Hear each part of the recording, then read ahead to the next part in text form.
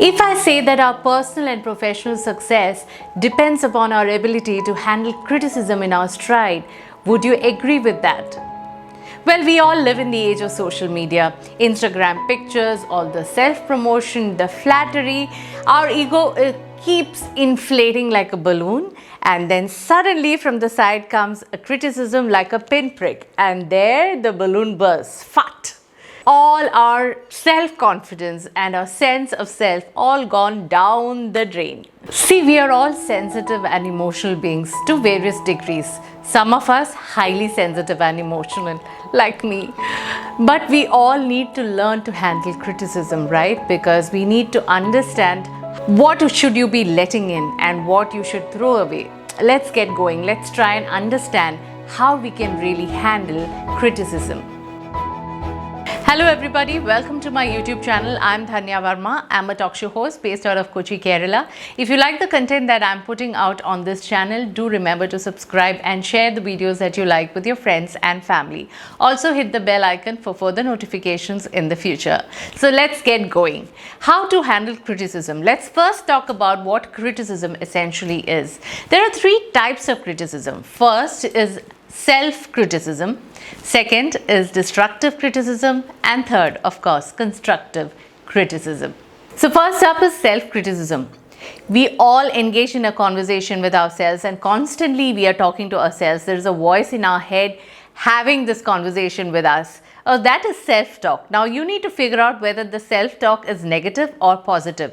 For example, if I have a new project in hand, is there a voice in my head telling me, come on Dhanya, let's give it a shot, let's see how you're going to approach it or take this on as a challenge? Or is a voice in my head telling me, Dhanya, it's just not possible for you. You know, it's too difficult, it's too tiresome, it's probably not within your capacity, let's not even attempt it. We all make mistakes and mistakes are absolutely okay because you learn and grow from it. What is not okay is letting that negative self-talk come in the way of your growth. If the voice in your head is that of a loving teacher or your best friend who wants to see you grow and thrive, or is the voice in your head of your worst enemy who wants to see you fall? So tune it out. If the voice is that of an enemy, tune into a whole new different frequency. You will see how this will bring about a change in your life. So other than self-criticism, we have destructive and constructive criticism. By the terms itself, you would have understood what the meaning is. Destructive criticism serves no other purpose than to bring you down, insult you, or humiliate you. On the other hand, constructive criticism is what you can take away something from. It is meant to add value to your life or add some kind of an information which will help you grow. The key here is to understand the difference between constructive and destructive criticism, because sometimes constructive criticism come like destructive criticism. There might be pretty harsh, pretty brutal, but there might be a very valuable feedback which might be lost to you because you're overwhelmed by emotions or your reaction. Always choose to take a nice long breath, take a pause, and then choose to react or respond. So there are several key words here, which is pause, take a deep breath, choose, respond, or react. So when you're pausing and taking a nice deep breath, you're actually giving some time for yourself to choose whether you want to be open to the idea that is receptive or you want to be close to the idea that is defensive. So when you're open to the idea, you are allowing the person to complete his thought process, to present the whole idea or the feedback to you in great detail. But the moment you choose to be defensive, there is a likelihood that the person will not be able to communicate exactly the thoughts, the whole thought that is there in his mind. So let me give an example of being defensive. Someone walks up to me and says, Dhanya, what you did the other day was just not acceptable and this is not the way I expected you to behave.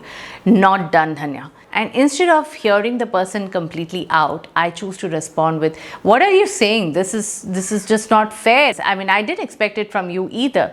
So probably the conversation would escalate further and get into a heated argument, or probably the other person might choose to just shut down. Either ways, it's not productive, it's not an effective communication, because by being defensive, you have chosen to react, you have not given it a thought, and it was very impulsive a reaction.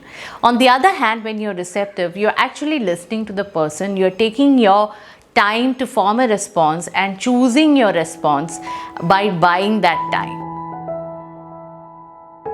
You need to consider your source of criticism. Who is telling you this? Is it somebody who has got more experience and more expertise in this field that you belong to? Do you know the person? Do you trust the person? Or do you think the person understands you and vice versa? Believe me, sometimes even strangers can give you the most valuable feedback.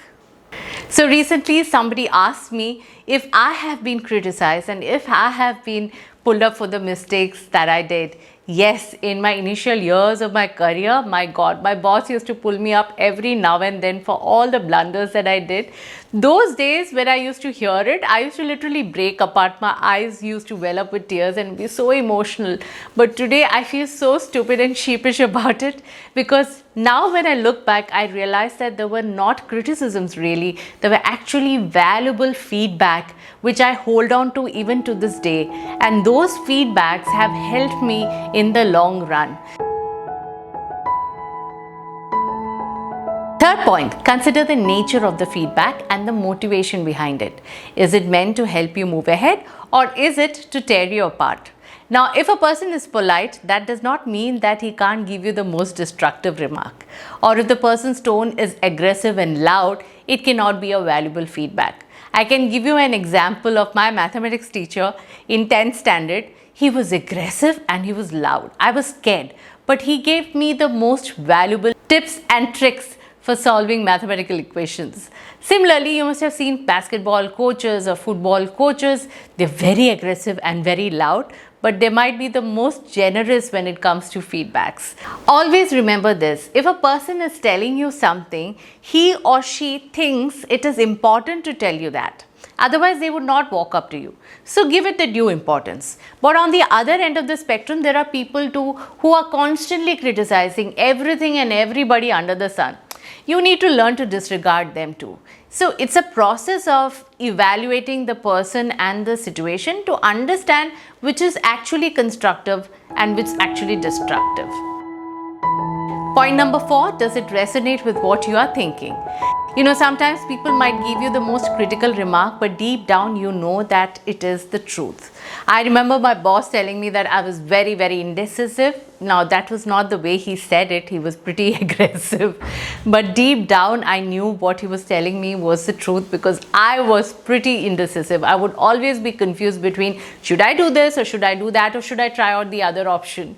So I knew that deep down he was telling the truth, and I had to kind of work towards making stronger, firmer, faster decisions. Point number 5, does it align with your priorities? I've had people telling me that I choose to say no most of the time, and that shouldn't be the case. I should be taking on more work, more projects, more variety of projects. And also they tell me that I should be networking more often. I do agree with them, but that's not my priority. I have a home and a family and children to look after, and that takes up bulk of my time and energy. So hence I cannot do justice to all the roles and all the projects that come my way. So I pick and choose. Here it is a classic case of knowing what your priority is and disregarding those feedback that doesn't align with your priorities, though there might be an element of truth to it. Step number 6 is choosing how to respond. Now, you cannot control somebody else's thoughts or words. What you can do is choose your words very carefully in terms of response. You could probably tell the person, maybe there's an element of truth to it. Let me think about it for a while. I'll get back to you. Yes, I could probably work it out this way, but I need to think more about it. I can't give you a response right now. But yes, I need to ponder over the matter. Thanks for giving me your inputs. Thanks for sharing your thoughts. that would immediately diffuse the situation and you would both come on a level playing field. To sum it all up, whenever there is criticism coming your way, never be defensive and never react immediately. Take a nice deep breath, think, evaluate, and come to a good conclusion and help yourself through it by being rational about it. Whenever there is insult, humiliation thrown your way, it is meant to tear you apart and bring you down. It is destructive criticism. Never let that in at any cost. You are growing as an individual. You are taking on new challenges. You may choose to take risks. You might choose to try out something new.